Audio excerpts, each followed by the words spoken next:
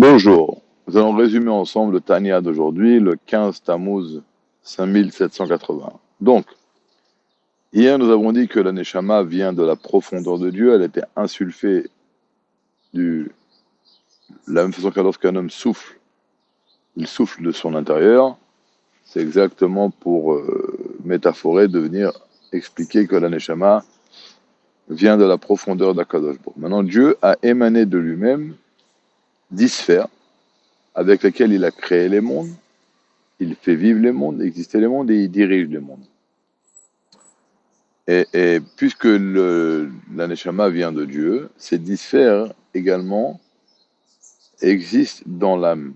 Mais pour comprendre comment elles existent dans l'âme du juif, il faut d'abord comprendre comment elles sont chez Dieu. Alors nous avons les 4 lettres de Dieu, qui sont le Yud, après le He, le Vav et le He. Le Yud fait allusion au niveau de Chorma, de la sagesse. Bien sûr, c'est une sagesse qui n'est pas du tout de la dimension de la sagesse humaine. Elle est appelée sagesse parce qu'elle est la source de la source de la source de la source de la chorma qu'il y a à l'intérieur de l'être humain, du juif, mais elle est beaucoup plus élevée que ça. Ça, c'est allusionné dans la lettre Yud. Maintenant, au-dessus de Yud, il y a un petit point. Ça allusionne à la volonté de Dieu qui est au-dessus de l'intellect.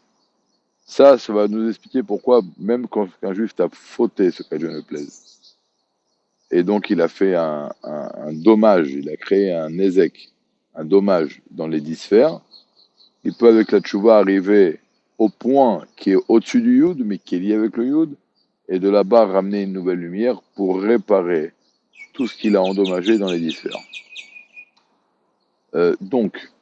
Après nous avons le He, qui est la Bina, qui fait allusion à le fait de prendre ce point-là, qui ne seulement un petit point, le Yud, et le faire descendre.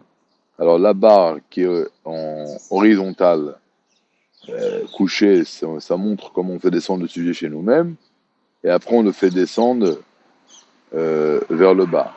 Alors ça montre comment Dieu après il va descendre et commencer à créer des mondes cachés, qui est la Bina.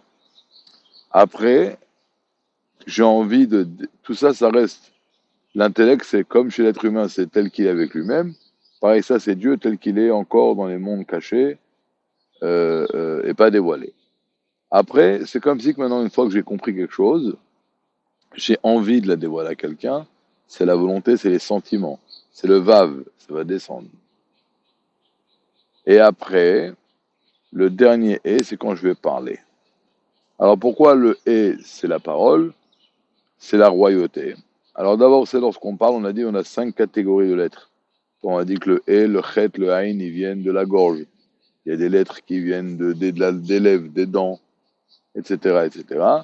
Et également, lorsque nous parlons, on a toujours ce qu'on appelle un He, qui n'est pas entendu. Et ça, c'est le premier rapport qu'il y a entre la lettre He et la parole.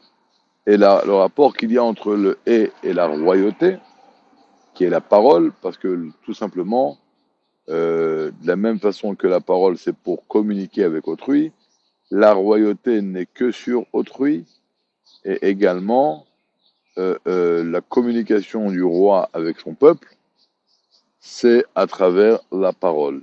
C'est en parlant, en donnant des ordres qu'il va pouvoir diriger son peuple. Donc, nous avons le Yud et Vavé, la Chorma, après ça descend dans la Bina, après ça descend dans les sentiments, et après dans la parole. Tout ça, c'est comme c'est chez Akadosh Baruch Hu. Et demain, nous verrons comment ça, tous ces 4 niveaux-là, existent dans la Neshama. Bonne journée.